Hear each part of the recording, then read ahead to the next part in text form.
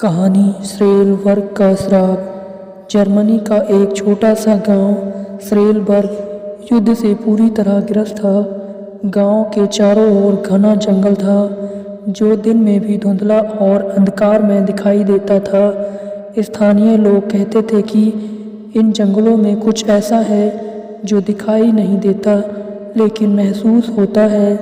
गांव के बाहर एक प्राचीन महल था जिसे श्रेलबर्ग कैसल के नाम से जाना जाता था। इस महल में कभी एक धनी परिवार रहता था जो अब पूरी तरह नष्ट हो चुका था। लोग मानते हैं कि महल में अब भी उन लोगों की आत्माएं भटकती हैं जिन्हें युद्ध के समय निर्दया से मार डाला था। हंस म्यूलर, जो एक जर्मन सेना का जवान था, इसको श्रेलबर्ग के इस महल में भेजा गया। उसका मिशन था कि वह इस महल की सुरक्षा करे क्योंकि यह स्थानिक रणनीति के रूप से महत्वपूर्ण था। हंस का बचपन श्रेलबर्ग में ही बीता था और वह इस गांव को अच्छी तरह से जानता था। महल के अंदर घुसते ही हंस को अजीब सी ठंडक महसूस हुई। महल का हर कोना वीरान था और दीवारों पर युद्ध के निशान साफ दिखाई दे रहे थे।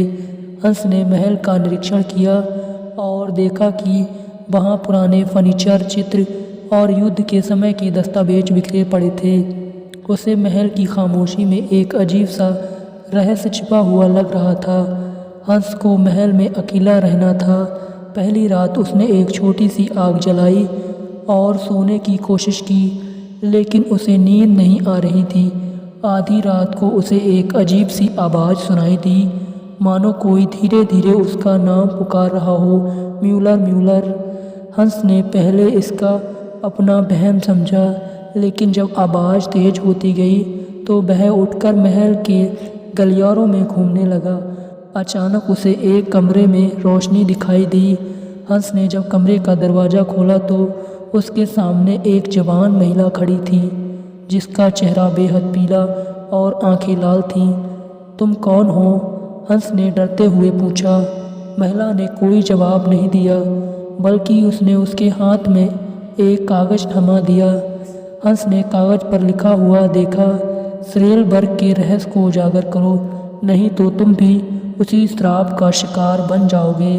हंस ने अगले दिन गांव के सबसे बुजुर्ग व्यक्ति ऑटो वागनर से मुलाकात की तो ऑटो ने उसे बताया कि श्रेलबर्ग कैसल कभी एक शक्तिशाली परिवार का था जिसका नाम श्नेइडर था।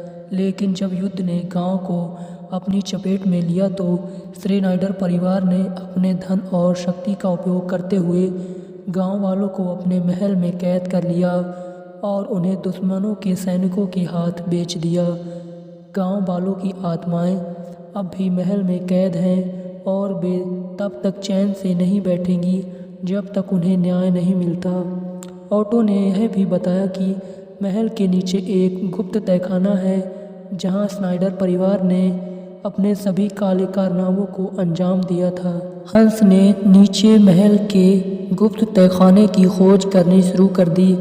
उसे जल्द ही तहखाने का प्रवेश द्वार मिल गया जो मिट्टी और पत्थरों से ढका हुआ था। जब उसने तहखाने में प्रवेश किया तो वहाँ उसे अत्यधिक ठंड महसूस हुई, मानो चारों ओर से बर्फीली हवाएं उसे घेर रही हों। तहखाने के अंदर हंस को दीवारों पर खून के धब्बे और जंजीरों के टुकड़े और कंकाल मिले। उसकी रीढ़ की हड्डी में डर की लहर दौड़ गई।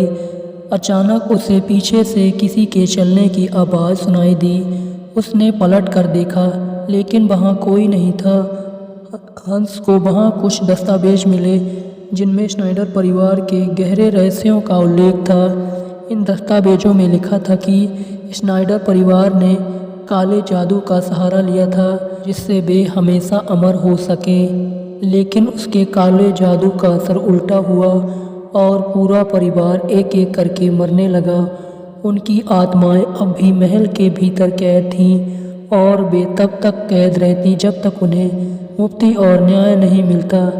हंस ने समझ लिया कि उसे इन आत्माओं को न्याय दिलाना होगा।